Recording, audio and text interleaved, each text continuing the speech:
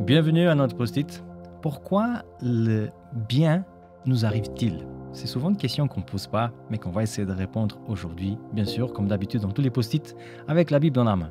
Aujourd'hui, on va lire un texte qui se trouve en Deutéronome, chapitre 7 et le verset 7.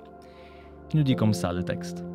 « Si le Seigneur s'est attaché à vous et vous a choisi, ce n'est pas parce que vous étiez un peuple plus nombreux que les autres.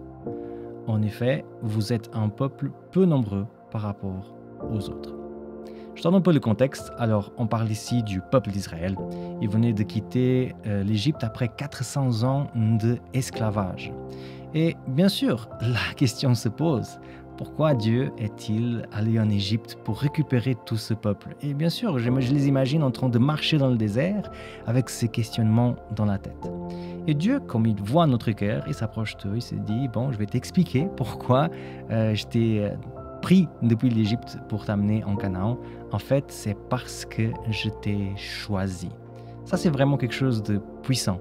Souvent, on va toujours penser, mais pourquoi le mal nous arrive? Mais on devrait aussi se poser, pourquoi est-ce que le bien arrive-t-il dans notre vie? Parce qu'en fait, le bien qui arrive dans ma vie, le bien qui arrive dans ta vie, c'est parce que Dieu t'a choisi. Choisi, mais c'est quoi ça? Il y a quelques-uns qui sont choisis de Dieu et d'autres qui ne sont pas choisis. Non, c'est pas ça. Quand Dieu essaye de dire au peuple d'Israël qu'il les a choisis, c'est la façon que Dieu trouve de les expliquer qu'il les aime. Dieu pourrait juste dire « je vous aime », il va dire d'ailleurs dans le verset d'après. Mais pour qu'ils puissent comprendre que l'amour de Dieu est quand même bien différent d'une autre, il va employer l'expression « je t'ai choisi ».